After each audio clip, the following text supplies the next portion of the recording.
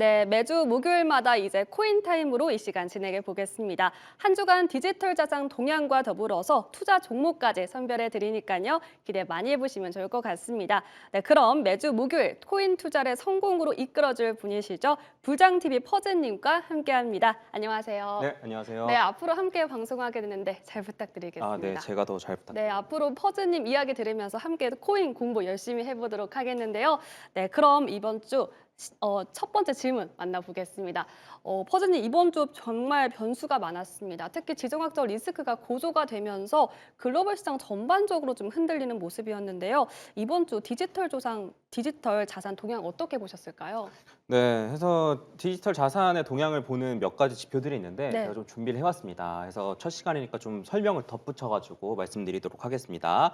일단은 제가 맨 처음에 가지고 온 거는 공포탐욕 지수입니다. 그래서 네. 공포탐욕 지수는 변동성, 그다음에 거래량, 그다음에 SNS 언급량, 구글 트렌드 이런 걸 합쳐가지고 한 거예요. 네. 그래서 보시면 아시겠지만은 여기 주황색으로 돼 있고 빨간색으로 돼 있는데 20 이하면은 극단적인 공포, 그다음에 80 이상이면은 탐욕이라고 이제 볼 수 있고 네. 여기는 회색은 비트코인 가격이고 여기 색깔이 휘황찬란한 건 이제 공포 탐욕 지수인데 보시면 아시겠지만 요 빨간색으로 들어왔을 때 요 비트코인 가격이 조금 반등하는 여기서도 빨간색이었을 때 반등하는 모습들을 보였었어요. 그래서 요 빨간색이 있었기 때문에 조금 반등했다라는 것도 좀 볼 수가 있고 또 그게 아니라면 어 지금 요 공포 지수가 이제 최고로 많이 떨어졌던 게 한 5, 4 정도까지도 떨어졌었는데 네. 이거는 거의 진짜 한 4년에 한 번 정도 나올 만한 극단적인 공포 음. 상황이었습니다. 그래서 네. 최근에 조금 올라가서 반등은 하긴 했으나 공포 탐욕 지수로 봤을 때는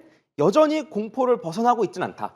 네, 정도로 좀 보시면 될 것 같고 그다음에 제가 가지고 온 거는 요 알트코인 시즌 지수입니다. 이것도 설명을 조금 드리면은 상위 100개 알트 중에서 이제 90일 동안 비트코인보다 많이 상승한 게 몇 개냐 음. 해서 이게 높으면은 비트코인보다 많이 상승하는 게 많은 거니까 네. 요 알트코인들이 많이 올라간다는 뜻이겠죠. 그래서 지금 같은 경우에는 한 20, 30 조금 넘는 정도라서 원래 이제 한 75 정도 이상 올라가면 알트코인 시즌이라고 얘기합니다. 그래서 지금 같은 경우에도 알트코인 시즌이라고 보기에는 조금 민망한 수준이다라고 보시면 될 것 같고 이게 적어도 50 이상으로 올라와야지만 알트코인을 좀 눈여겨볼 만하다 정도로 보시면 될 것 같습니다. 그리고 하나 더 제가 갖고 왔는데 요거는 이제 최근 10 영업일 기준으로 해서 현물 ETF에 얼마나 유입되고 빠져나갔는지 비트코인, 이더리움을 가져온 겁니다. 그래서 그 최근에 이제 많이 하락할 때 특히나 지난달 같은 경우에는 요 현물 ETF에서 그 자금이 많이 빠져나간다는 얘기가 많았었는데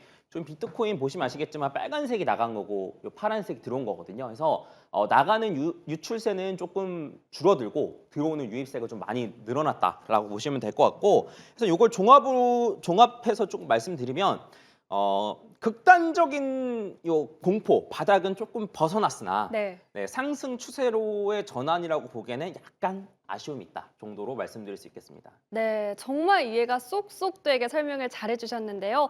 그렇다면 이렇게 디지털 자산은 워낙 변동성이 좀 크잖아요. 그렇다면 좀 주목해야 할 변수가 있을까요?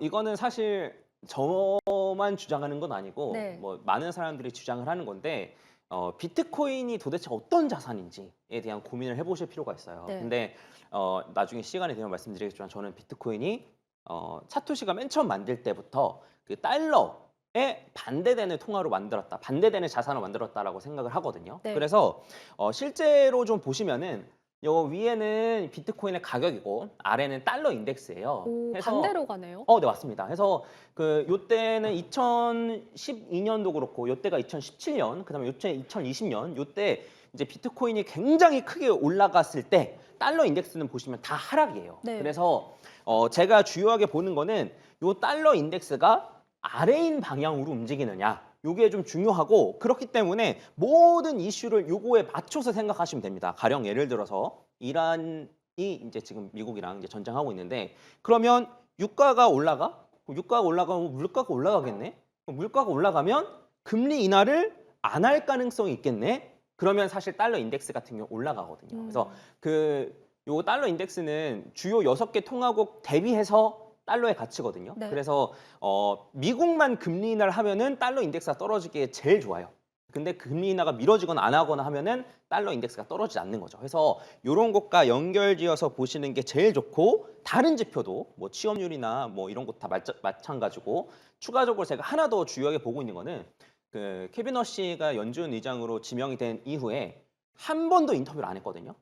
그래서 인터뷰에서 뭐 예를 들면 올해 그래도 100bp 정도는 내려야 될 것 같다. 뭐 이런 식으로 얘기를 한다거나 이런 식으로 해서 이제 기대감이 금리 인하 기대감이 높아지면은 제 생각엔 달러 인덱스가 큰 폭으로 하락하고 비트코인 올라갈 가능성이 높지 않을까. 지금 시장의 기대는 올해 2번 정도 금리 인하를 예상하고 있습니다. 그래서 네. 워시가 무슨 말 하는지 이런 걸 좀 유심히 보시면 좋을 것 같습니다. 네. 이렇게 비트코인과 디지털 자산 그리고 달러 인덱스는 좀 반대로 가는 경향이 있기 때문에 이 점을 좀 기억해 보면서 흐름 지켜보면 좋을 것 같다라고 말씀해 주셨습니다. 퍼즈님, 그렇다면 이번 한 주 동안 이 디지털 자산 시장에는 어떤 종목 눈에 띄었는지 한번 짚어볼까요? 네, 한번 같이 보시죠. 네. 해서 제가 상위, 그러니까 이제 요거는 기준을 좀 보셔야 되는데 이제 어제 기준이기도 하고 그다음에 모든 코인으로 하면 이상한 코인들이 많기 때문에 상위 한 20개의 코인 중에서 이 상승률을 꼽아봤습니다. 네. 하이버 리퀴드는 제가 조금 이따 자세히 설명드리고 솔라나 같은 경우에는 이제 플랫폼 코인인데 이더리움의 경쟁 코인.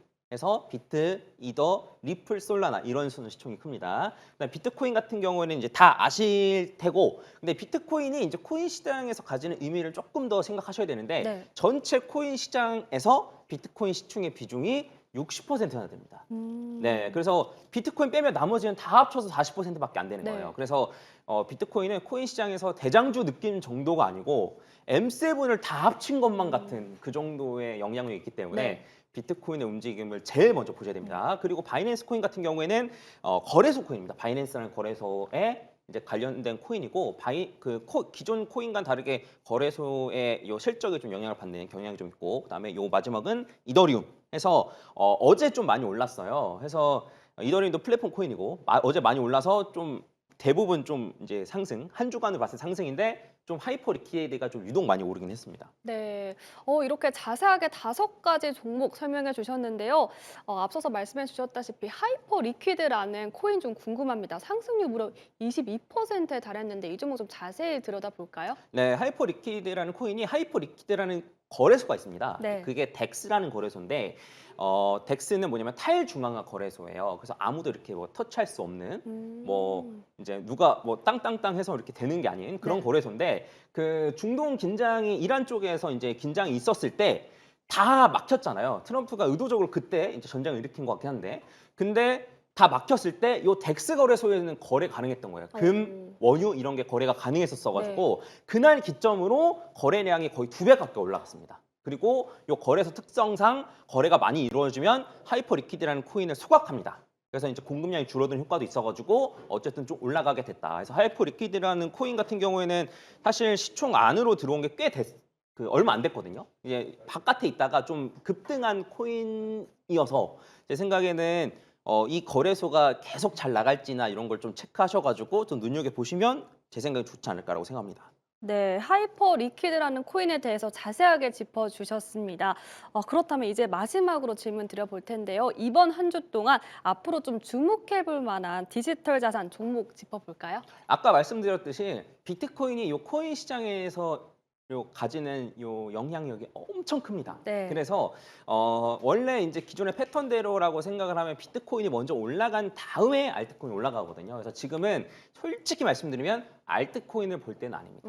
네, 그래서 비트코인이 얼마나 많이 올라가는지 회복하는지 이런 걸 먼저 보셔야 되는데 요거는 이제 비트코인의 가격이고 요 아래 이제 세모 표시되어 있는 거 있잖아요. 네. 이거는 비트코인이 주봉 RSI 30 이하로 떨어졌을 때를 표시해 놓은 거예요. 그래서 RSI가 뭐냐면 기울기라고 생각하시면 돼요. 얼마나 빠르게 떨어졌는지. 네. 요거를 보시면 되는데 보시면 아시겠지만 요게 한 4년에 한 번 정도 오는 요 바닥이라고 생각하시면 되고 이게 최근에 좀 찍혔었고 네. 그래서 저는 사실 이제 비트코인이 반등 가능성이 높은데 요 반등을 해서 한 95만 달러 이상으로 올라오느냐 95만 달러 9만 5천 달러 이상으로 올라오느냐 요걸 먼저 체크하시고 그 이후에 다른 알트코인을 보셔도 괜찮다라고 생각을 합니다. 그리고 요거는 사실 코인에만 적용되는 건 아니고 나스닥에도 적용이 되고 모든 자산에 적용되거든요. 얘는 이제 나스닥인데 얘도 마찬가지로 요 세모 표시가 있었을 때는 거의 저점이었습니다. 그래서 요런 것도 좀 매매 팁으로 활용하시면 좋을 것 같습니다.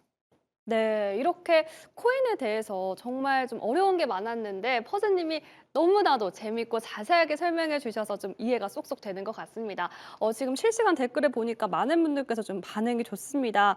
이제는 또 코인도 방송에서 나오네 하면서 많은 분들 관심 가져주고 계신데요. 저희는 앞으로 목요일마다 코인 시각 가져보도록 할 테니까요.